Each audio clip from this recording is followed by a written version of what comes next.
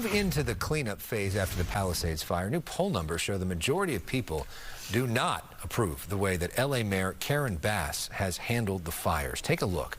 The Cipher AI poll shows that 54% of people surveyed disapprove of her job performance. Just 37% approve, 9% are unsure. We're a long way from the next mayoral election in 2026, but Bass not stacking up well against potential rival Rick Caruso, who of course she beat last time around. Right now, she's at 36% to his 43%. Don't know, doing pretty well as well.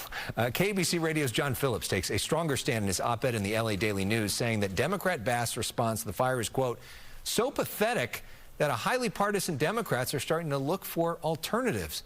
John Phillips joins me now live. John, good to be with you.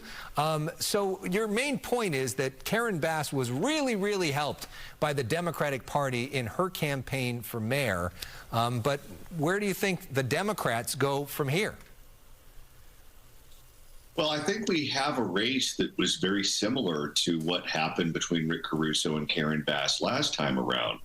And that is with George Gascon, the district attorney, where he ran against Jackie Lacey and had the Democratic Party firmly in his corner. Adam Schiff endorsed him, Laura Friedman, then Mayor Eric Garcetti. And it was enough for him, along with the Democratic Party, to beat an incumbent. He then became the district attorney. He was very soft on crime. His record was totally outrageous.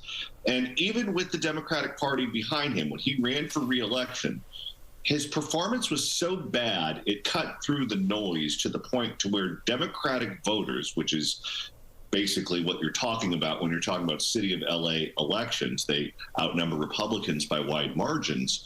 They ended up turning on him and getting behind Nathan Hochman, a declined the state candidate who was a former Republican and tough on crime.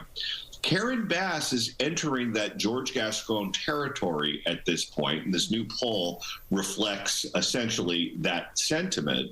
And it may not matter that the Democratic Party is behind her or that some of the elected officials who are bold-faced names have technically endorsed her.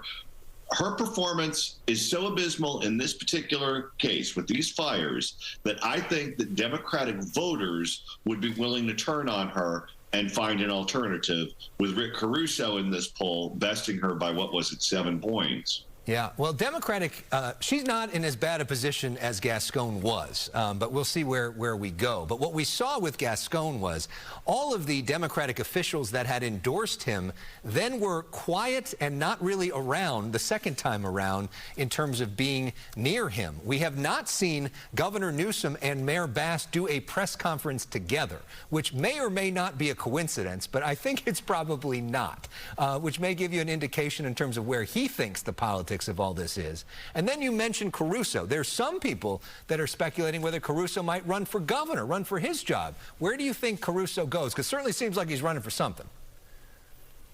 Yeah, he's acting a whole lot like a candidate.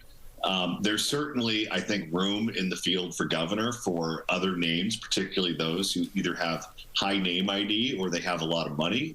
Rick Caruso has both. He just spent a lot of money to become very well known in Los Angeles, the largest city in the state. So I could very easily see him running for statewide office. Now, that being said, he's taken much more of an interest in Los Angeles issues than statewide issues. So if he's going to run for governor, he's going to have to expand his portfolio and start talking about other subjects that involve people other than people who live in Los Angeles. But going back to that re-election bid that Karen Bass is prepared to make for mayor of LA, she's not only going to get hit from the right by Rick Caruso, but it's very possible that there could be a candidate who jumps in and hits her from the left, and that candidate could be the city controller, Kenneth Mejia, who's a DSA member, Democratic Socialists of America.